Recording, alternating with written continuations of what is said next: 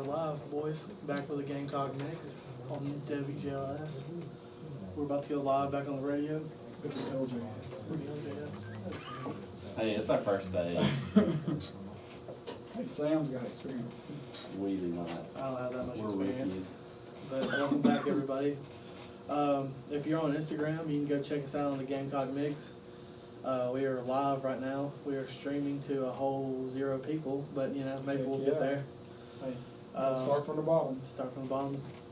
So, I know the 2 gentlemen sitting in front of me are big NASCAR fans, know their stuff. Garrett races. Yes, sir. I race iRacing, if that counts. It's getting a little bit more respect these days. Yeah, it is. So, let's talk about Daytona. Is in 2 weeks, you say, Garrett? Yeah, so activities at Daytona will begin in about 2 weeks. 2 weeks from today will be the clash or the shootout at Daytona, so it'll kind of be like a Do you know what the rules are? precursor. Do you know what the rules are for this year? The rules for Daytona is the same as last year. No, I mean like the clash. Oh, the clash? Because it changes every What's the year. difference between the class and the shootout? Well, it's the same it's thing. The same thing. They just changed the name. Same It thing. used to be the shootout, didn't it? Yeah. So it used to, when Budweiser sponsored it, it was the shootout, and it was Budweiser for shootout, yeah. and it was for pole. If you won a pole the previous year, or if you won the race, had won that race in the past, Yeah. or if you were a past champion. So usually you had about between 16 and Yeah. 20 cars usually. And then I think NASCAR had a year where there wasn't that many guys eligible, so they changed the rules. Yeah. And like if you made the chase, you got in, past champion. It's pretty much they're trying to guarantee. Yeah. They kept changing it to make sure all the stars got in because Yeah. if one of your superstars had a bad year. And then like one Don't year make they it did it, which was kind of just, I think it was like one of the last years of the shootout. They did like the top 4 drivers of that manufacturer, and it got weird one year. Yeah, just to make sure it was just filled. Just But trying to now I fill the think this year it's pole winners, probably past champion. playoff drivers, past champions, and like past Daytona 500 winners. Probably about 20 cars. Will So probably race. because I know McMurray, he'll be racing in the Clash. Yeah, so So- I guess. So we'll who probably- sponsored it now? Like changed it to the Clash or whatever? Can-Am, I think. No, they've sponsored the duels. Can-Am duels. I don't know, they may sponsor the Are Clash. the duels at Daytona too? Yeah, the duels, they'll We be. have the technology to look this up. Yep, we do. We have several technologies that we're using to stream live on our Instagram. You gotta remind me, I gotta bring my laptop next time. Yeah, I thought I had my laptop. It was my PlayStation 4. I mean, we could have hooked it up to that. So Advanced Auto Parts is sponsoring it this year. Yes, Advanced Auto Parts, I knew that. So what all, like, let's start like just give them an overview of all the events starting, like, with the Clash or whatever, to the actual Daytona 500, like Okay. dates and stuff. Okay, so Somebody like, can pull that up. well actually, like, today and last night was what they call the Rolex 24 at Daytona, and they run like the road course and everything. It was a 24-hour race, and it actually ended this morning under rain. Which it's not In the rain. NASCAR. Yeah, it's not NASCAR, but there are some drivers racing, like, I think Allmendinger was in it, and then, Jeff Gordon won it last year. yeah, Jeff Gordon was in it one The year. Oh, So, but yeah, it's kind of like it's kind of like to get everybody warmed up, and then, Are there like actual NASCAR drivers that do that, or the 24-hour thing? yeah, there's some of them that do it, not many. It's mainly drivers of that sport, but like Jeff Gordon ran it last year and his team won. Yeah, Jimmy Johnson's talking So about running it 24 next hours, year. there's like so many people that race, so many laps or whatever. Yeah, they'll have usually like teams of four Yeah, drivers, 4 and they split drivers. it up, and they'll just race. they race, I guess, from like 1 o'clock yesterday evening to like 1 o'clock today, nonstop. Yeah, and Wow. they'll break Yeah. up their segments in like 2 to 3 hour little stints. Yeah, and like replace drivers. It's really cool, but it kind of like, especially for NASCAR fans, it kind of like Just the Gets- season started, gets like the- gets the preseason football almost. Yeah, kind of like that. But everything starts at Daytona for NASCAR and stuff 2 weeks from this weekend. So Was the, the Clash like a week before and all the duels Yes, and whatever? Yeah, they do the duels during the middle of the week, which Yeah. they don't really hold much significance No. anymore. Because used to, they'd have about 60 cars show up. They had a 43 car field, and the purpose of the duels were for smaller teams. So after qualifying, they set the pole winner and the guy who starts second. You're locked in. You don't lose your spot. yeah, Everybody on back, that's you're pretty racing. much You're like racing fight for a your spot. you're racing for your qualifying spot. And used to, they would lock in. I think it was the top 30 or 30. I think he locked in the top 35 in points, And then so 36 through 43 were all open. So somebody, first time at Daytona, if they got lucky in the duel, they're going to be racing in it and they can knock somebody out. But now NASCAR does a chartered system where pretty much all the teams, they have a charter except for select few. So it's really hard to get in. There's like, what was there, like 34, 35 teams that have a charter? And they only let 40 guys run Yeah, now. 40 guys. And last year, there wasn't even 40 drivers that attempted, so I think there was like 39 drivers. So. Yeah, so it's pretty much, it's the not duels, as important. The duels were kind of pointless last year, but I've heard that there's supposed to be more than 40 cars this year, so they might we might see one or two races to try to get in. Yeah. So, the duels are middle of the week, and then the shootout or the clash, whatever. The clash is before the duels. The clash is exactly 2 weeks. Does the clash have like any like relevance on the actual Daytona 500 or whatever? No, that's pretty much just for fun. That's the warm up for NASCAR. Basically, that's their preseason. Kind of like an exhibition type race, but they do race for money and stuff. So yeah, it's not as much as they used to. Did they used to like $1 million? It was a lot. But was why the shootout? It used to be $1 million. It used to be close to. I don't know if it was $1 million, but it was a lot. It's probably like 700,000 or something like that. Yeah, for they don't. Bad little exhibition No, game. I don't think they even share the purse anymore. I know they took it out. Used to, you could look in the newspaper and they shared what each driver made, and now NASCAR changed the rules. Like you can't see what a driver makes. Yeah. Which I feel like that's kind of like they're not wanting to show the sport struggling. Yeah. They don't want to show like, hey, Jeff Gordon used to win and was getting close to $1 million for a regular race. Now you got guys winning, they're only making like half or less of that. Yeah. But regardless, they're still going to make some money. But oh yeah. But yeah, anyways, like the clash, it's 2 weeks from today, and then after that week, which will be like 3 weeks from now, they'll do the duels on like a Wednesday or Thursday, and then it's usually Thursday. Yeah, Thursday, and then that Friday they'll have the truck race. That Saturday they'll have the Xfinity, and then the big Daytona 500 will be that Sunday. When did they change from Xfinity to ARCA? They used to be ARCA, wasn't They it? used to be a lot of things. No, ARCA's its own thing. Yeah, ARCA. Which NASCAR bought it out this that's past a year. kind of Yeah, different 'cause I story. thought ARCA used to be like race on Saturdays, kind of. Yeah. At the big day. It's usually Friday. Yeah. Sometimes Thursday. It depends where they go because they don't follow. ARCA was its own series, but they use like NASCAR style bodies. Yeah. And which now I think NASCAR has bought out that series and they Yeah. actually own it because they're trying to make everything cohesive so it's easier for guys to like move up and Yeah. it's all Even together. though like ARCA was not part of NASCAR, that's where a lot of NASCAR drivers got their start. They started in ARCA. And because they would race at kinda- Talladega on Fridays. Yeah. Usually, I think they did the fall race, wasn't it? yeah, they Yeah, used I to. thought They they do did the the fall spring. They race. do the spring race now. They just started that like a few years ago. But that's where a lot of NASCAR drivers get their start and just kind of work their way up through that. So if anybody's listening that has a mobile phone, has Instagram, you'll follow us on the Gamecock Mix to watch our stream on live.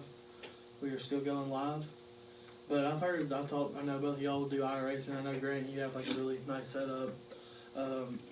We talked about how like some drivers got their start because of their, ability to do iRacing, just because there's so much, there's so much equipment and stuff involved that it's almost like a real race almost. So much realism. I wouldn't say we haven't really seen anybody get their start yet. I know they're trying to push it. Like William Byron, he drives Jeff Gordon's car now. Pretty much, he wanted to race. His family, I think they have a lot of money, from what I understand, and he wanted to be a race car driver. And his dad was like, "I don't know if I want to put you out there and let you kill yourself." So he got him iRacing to prove to his dad, like, hey, he might be okay. Because a lot of NASCAR drivers, they use it for practice because it's a simulation, and iRacing actually scans the track and scans the cars.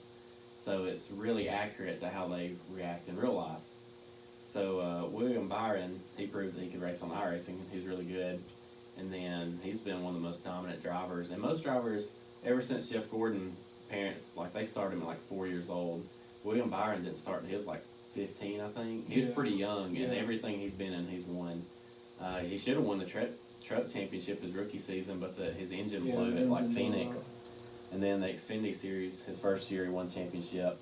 And then last year, I didn't have high expectations because he's in the 24 car, which is Jeff Gordon's old ride. Yeah. But Chase Elliott is actually the driver of Jeff Gordon's old team. They just swapped numbers, so the 5 became the 24, and the 24 team became the 9 team. Yeah. and the five car has struggled for the last 10 years. It's kind of been like the experimental car for Hendricks. Yeah, so I didn't really have high expectations, but I mean, there's a few races his first especially visit. later on in the season, he got. I feel like he may even win a race this year, possibly. I think he probably could this year. Last year though, he had never been to Michigan, and they were going almost 220 into the corner, and they had talked about how he prepped for it was like using iRacing and Chevrolet. They have their own simulator they use to help prep him, but he was heavily using simulators because he had never been in a cup car, and a lot of the tracks he went to, he had never raced at. So, although he didn't win, I was still pretty impressed by him because he wasn't in the best equipment last year. Because everybody who ran a Chevy last year, they got a new Camaro body, and they struggled all season. Kyle Larson and Chase Elliott were like the only two that could make anything happen last year. I remember I thought you talked about it. The junior like has like a little like has his own like racing thing where a lot of them started with iRacing and they kind of started to go with him because like he thought iRacing was helpful or something. Junior started on of course he was like already racing NASCAR, but he helped develop it. Because he was one of the first users, because they were looking to real drivers to help develop that game.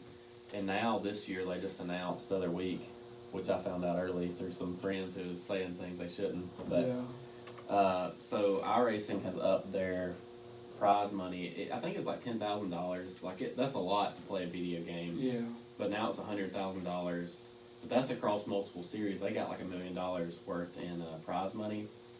But for the iRacing like NASCAR series, $300,000. No, sorry, $100,000. But actual NASCAR teams are drafting drivers, and they're starting to look in. I think since they're having a hard time with like a younger demographic, they're kind of looking to this thing that Formula One had done. Formula One had a contest with Xbox, PlayStation, and iRacing as well, where they took the top drivers and let them go test for teams like an actual car. NASCAR hasn't announced that yet. Yeah. But I think that's where they're going with it, to try to encourage more people to get involved. Yeah, also I want to like point out, like for people who's like not too familiar with NASCAR and stuff, it's not like the NFL or baseball or basketball where they practice every single day. Pretty much the only practice they actually get is on the race weekend right before they, go out for a race. They get 1 or 2 days of practice. So. And they used to have tests all the time, but now they don't even do that unless it's like a tire test. But iRacing, I feel like, has really changed the game, for NASCAR and stuff. I feel like simulators in general have made a huge difference just because, they could be at home practicing, instead of having to go to some workshop or they're like, building wherever they, practice at or whatever. Yeah. It's a lot less injury, probably a lot cheaper to, Well, they can experiment. The engineers can actually experiment with a setup. Yeah. Because you can set the conditions to how you think it's going to be that weekend. So and that's what they do. Each manufacturer, like Ford, Chevy, they have like an actual simulator, which I don't know if they're using iRacing. I assume they are, but they have like an actual rig that moves, and they test setups to make predictions for the weekend. Because you can't go to the track and practice it during the week. Once you're there, you get Friday and Saturday, and now they've cut back practices. Like now I guess they get like 2 1-hour practices, or maybe like 3 hours total practice time, and they just race. Both practices an hour and a half, and then they qualify, and then they have to go straight in the race. So and that's the thing. Like I always, because like I've started racing go-karts when I was like 5 years old, and then moved into like the bigger cars, dirt track cars, when I was 16, and like. It's not like, racing is not like another sport like football or basketball. Like, you just can't go outside and throw the ball or shoot the ball, You have to go find a place to actually race. Yeah, but now I feel like the iRacing has kind of changed that a little bit, because iRacing is, like, super realistic, and it just shows you, like, the technology aspect of the sport. What I think is cool about iRacing that I found out from y'all, hey, y'all can actually set the tire pressure, set all the functions and whatever for like a real car, like how it would really perform. Yeah. And everything. Like, what are some of the things like y'all can change on iRacing or whatever, like for the adjustments for the car and for everything? You can almost do everything they can in real life. Like there's a few things you can't, like they don't Okay, so NASCAR a few years ago, it's like an adjustable track bar for drivers to adjust in the car. Yeah. But the developers of the game, they can't put that into the actual game without redoing the whole coding of it. So like, I can't adjust my track bar while I'm driving, but I can do pretty much everything that's basic. Because that was something new they added in like 2015. But you can pretty much adjust anything on the car as you could in real life. Yeah, you can adjust what spoiler, angle, or anything like that probably. Yeah. Just, It's I just mean, a few minor things that you it's can't it's really pretty. adjust I on mean, the it's pretty fly. much the real deal without being real. It's still expensive though. Yeah. It's the cheapest entry into racing you can find, but it's still expensive. Like there's no such thing as cheap racing. Yeah. I feel like it's a lot, you know, I still feel like it's still the cheapest from like the actual, you know, going buying a car and going to a track. Oh yeah, because if you get 'Cause, wrecked you at know- the track, you're out of money. You Yeah. get wrecked on iRacing, hit the Just reset button. reset, yeah. You don't have to pay for gas for the actual car to travel to go to the track, you know. Yeah. You still get for all cussed the- out though. I mean, yeah, but that's on any game, Any, you know. any game that involves Madden. online. Any like, you know, Halo or Tony any game. Stewart cussed out some kids one night. It was hilarious. Because they were cussing at each other and just kept going and going. I'm not going to say what he said. Yeah, He finally just told him to yeah, shut we up. can't. Yeah, we can kick off the air and I don't want that. Nah. I'm not trying to get booted off the air our first episode here. That's something cool That'd be a new though. record. I've raced with some of the NASCAR drivers on there, and I mean, that's pretty cool. Like, what if you got online and Madden like Tom Brady's playing? Yeah. Like I had a race with William Byron. That dude, he's really good. We had a close race. He edged me coming to the line, but Did y'all actually talk, have a conversation or anything? briefly, like we just talked about Daytona because they don't play a lot during the season. But this was like last year, the week before Daytona. Yeah. Before he So had. y'all were both racing at Daytona? No, we were racing Michigan. Yeah. That'd be cool to actually race up, you know, beat the NASCAR driver at the track they're like preparing AJ for. McCarron plays. Former Tide quarterback. He likes to get on there and play a lot. He likes doing plate races. Is he good? He ain't bad. So like, what kind of different game modes? You said there was like $1 million overall, like prize. That's for pro drivers though. I know, but like, what are the different like, you know, like game modes or whatever? I know there's some that like You all pretty- the cars are. I remember you said like the cars are the same. Then some you can change the actual like So you tire have- pressure and all that stuff. You have like fixed setups, which is just one setup, and every car has the exact same thing. Okay. And you can't. All you can adjust is like your brake bias, which if you pretty much go up on your brake bias, it makes the front of the car. That's where the brakes are in the front. Yeah. And then you can dial it to the back of the car, which makes it when you brake, the back end will Yeah. come around. Makes when it you dial looser it. going into turns. And that's it on a fixed setup. Yeah. In open sets, you can do anything. So if you don't know what you're really doing with the open set, some guy, you know, that knows to set the tire pressure, the brake bias. You got to fix that. You know. That's the easiest way. Yeah. I mean, and the fixed setup, I mean, ain't too terrible either, but Well, once I you like once you start getting into the once you get used to it, you want to go open sets. So you being a real, like actually, you know, drive cars and, you know, been doing this since you were 5, like how was like, you know, what's the big difference between iRacing, like on Grant setup and like an actual car? Well, see, like, my biggest thing is, like Grant kind of talked about earlier, that the NASCAR drivers have simulators that move and stuff. Yeah. That's really, like, when I try the dirt cars out and stuff, with a dirt car, you kind of have to feel it and stuff. And, Yeah. That's the it's- hardest thing yeah. to adjust to because you have to learn playing this game. You can't feel Your the car motions steps and out stuff. on you. Yeah. You have to You see can't it with your feel it, eyes. You yeah. cannot Yeah. feel it. That's like the Especially biggest. like That's a the mud biggest thing. difference. Yeah, just because you know, if it rains a little bit, it Yeah. might be different. If it dries, different. If it's really wet, then it's super different. Yeah, I mean, it's not 100% accurate, but it's pretty dang close. Now the How VR like- headsets are really good though. That really helps if you have a VR headset when you're driving. Yeah, you can look around and So stuff. like on an actual NASCAR, have you ever driven on like real pavement, like a NASCAR, like sit like you know close to a NASCAR thing? Well, I did the NASCAR driving experience at Talladega last year Yeah. with I think it was just called the NASCAR driving experience, Yeah. and I did it, and I think they gave me like 6 laps or something other, and I did that, and then like it's just the iRacing, like I said, you just can't feel it and stuff. Even That's the with, only like, a thing that it pavement thing, lacks. Like I feel like with like on the dirt track, I could see a huge difference just because there's more bumps and bruises. But with pavement, I figured it would be more, but I still like the movement. It would be a big well, see, thing. like, I mean, racetrack looks just like a racetrack. Well, once you look at it closer, every racetrack's going to have bumps and dips and everything like that. Just different. And iRacing does a pretty good job of kind of simulating that on the cars and stuff. They have, what do they, don't they like? They go scan the tracks. Yes, they scan the so tracks. every track, every bump that's in the track, like you feel it when you're. So do you think driving, really, do you think the iRacing will be like a really big step to getting people in the NASCAR? I feel like. I think so. Yeah, because I feel they're like, pushing it. They're pushing it really hard now. Because one thing that NASCAR has struggled with, so in the 90s,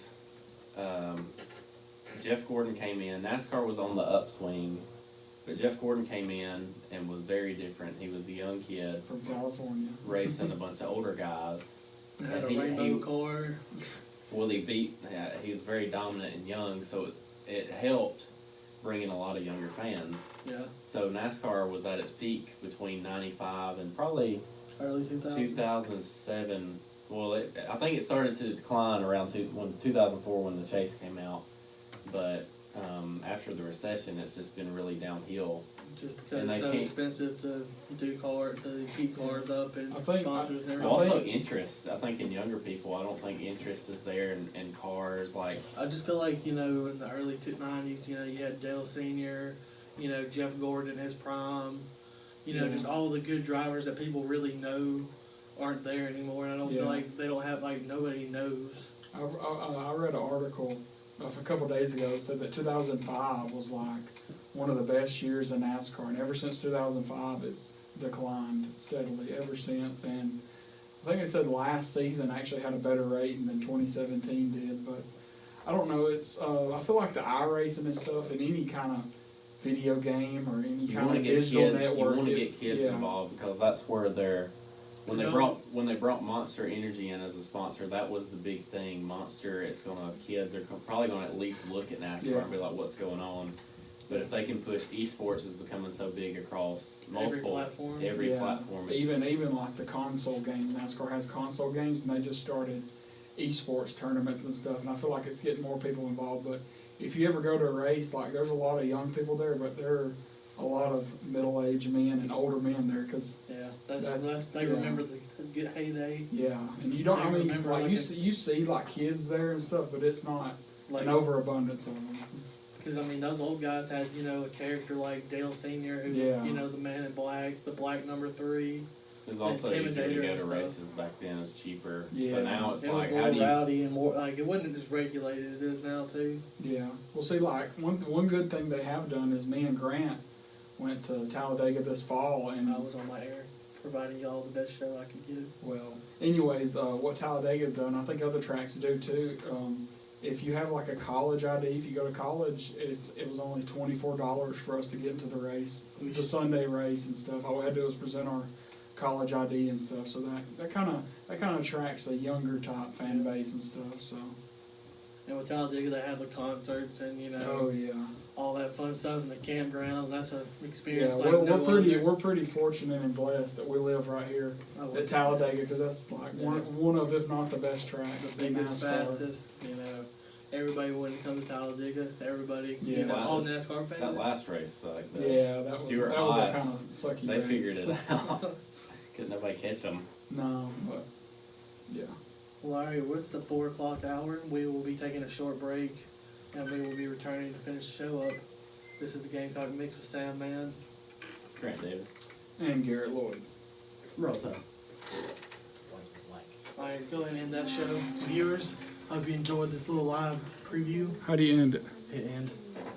I don't see end. It's in the top right. Oh, wait, over there. Let's get like